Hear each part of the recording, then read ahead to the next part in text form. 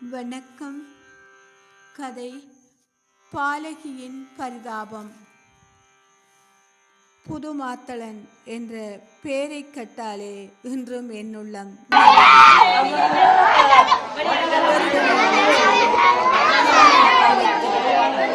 வானம் முழுக்க புகைமூட்டம்.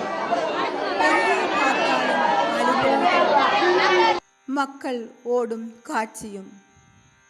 இந்த நரகத்தின் நடுவிலே நான் 9 வயசு குழந்தையாக தவித்து கொண்டிருந்தேன். அம்மா எங்களை தன்னுடன் சேர்த்து கொண்டு ஓடிக்கொண்டிருந்தாள். என் தம்பிகள் பயந்து அழுது கொண்டிருந்தார்கள். நான் மட்டும் அம்மாவின் கையை இறுக பற்றி கொண்டிருந்தேன். அப்போது ஒரு பெரிய சத்தம், புகை மண்டலம் எழும்பியது. அதற்கு பிறகு நான் கண்ட காட்சி, கண்கள் இருண்டன. உலகமே காலடியில் விழுந்தது. என் அம்மா இரத்த வெள்ளத்தில் கிடந்தாள். அம்மா எழும்புங்கோ எழும்புங்கோ என்று அம்மாவை தட்டினேன்.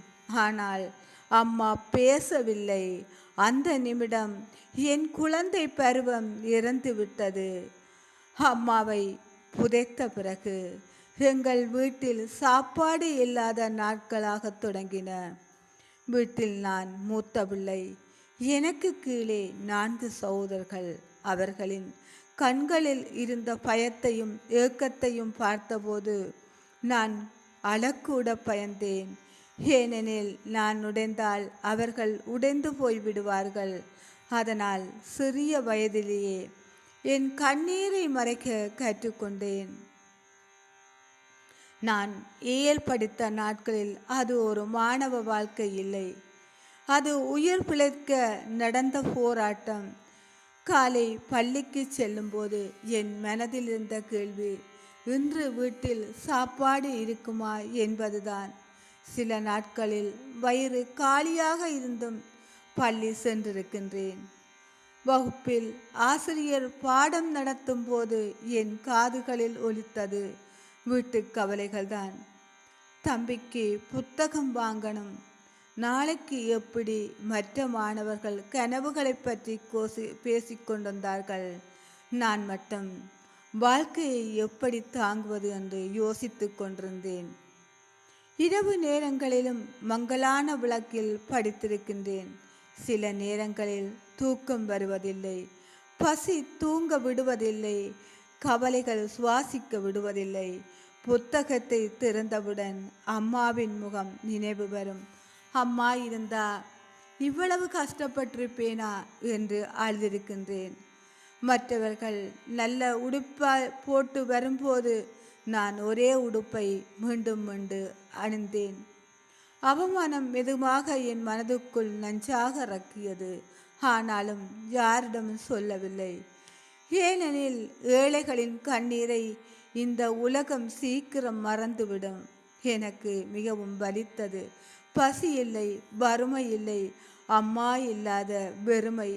மற்ற பிள்ளைகள் பாடசாலை முடிந்து அம்மாவை அணைத்து கொள்ளும் போது நான் மட்டும் தூரத்தில் நின்று பார்ப்பேன்.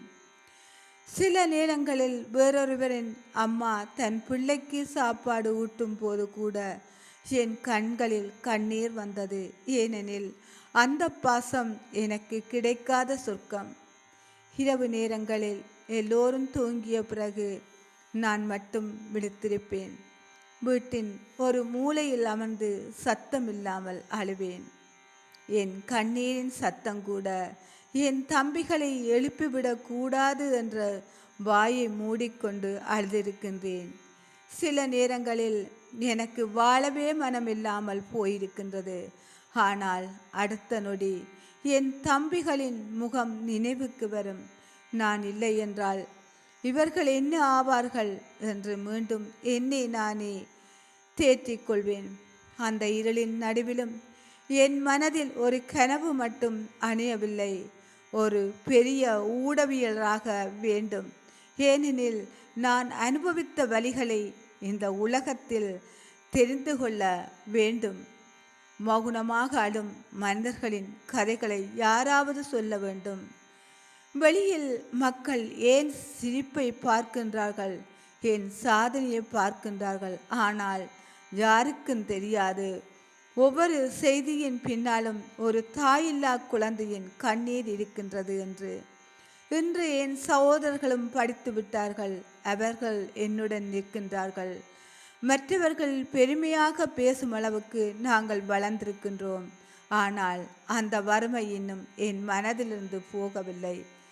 இன்றும் உணவை வீணாக்காமல் பயமாக இருக்கும் என்று எறிகணை சத்தம் போல் ஏதாவது கேட்டால் என் இதயம் துடிக்கின்றது.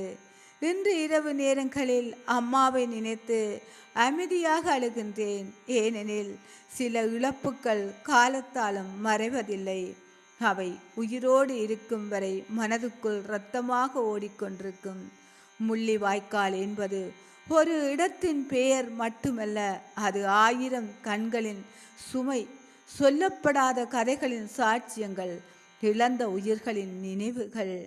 இது ஒரு நண்பியின் கதை. இது ஒரு உண்மை கதை. நன்றி.